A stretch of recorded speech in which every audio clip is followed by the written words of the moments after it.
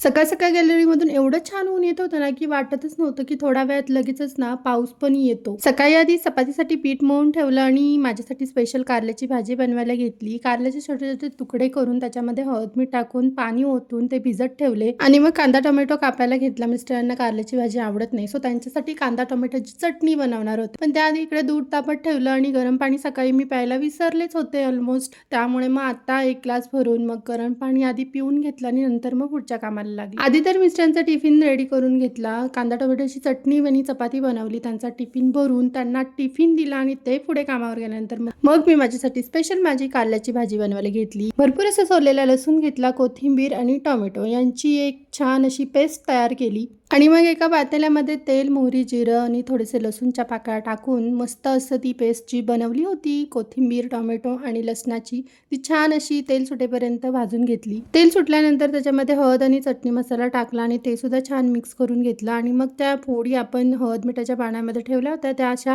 व्यवस्थित पिळून घेतल्या, जेणेकरून त्याच्यामधला कडवटपणा निघून जाईल आणि मग त्या फोडी ह्या ग्रेव्हीमध्ये टाकून छान मिक्स केल्या आणि मग थोडंसं पाणी टाकलं आणि कूट टाकलं. याच्यामध्ये तुम्ही ना थोडासा गूळ टाकू शकता, पण मला थोडंसं कारलं आहे ना ते कडवटच आवडतं. कारल्याची अशी भाजी मस्त तयार झाली होती ना, की तोंडाला पाणी सुटत होतं. पण त्याआधी घरातली सर्व कामं आवरून घेतली, कपडे, भांडी, किचन ओटा वगैरे सर्व, आणि त्याच्यानंतर मस्त असं ताट तयार केलं आणि मग जेवले पोट भरून. खरंच खूप छान झाली होती कारल्याची भाजी.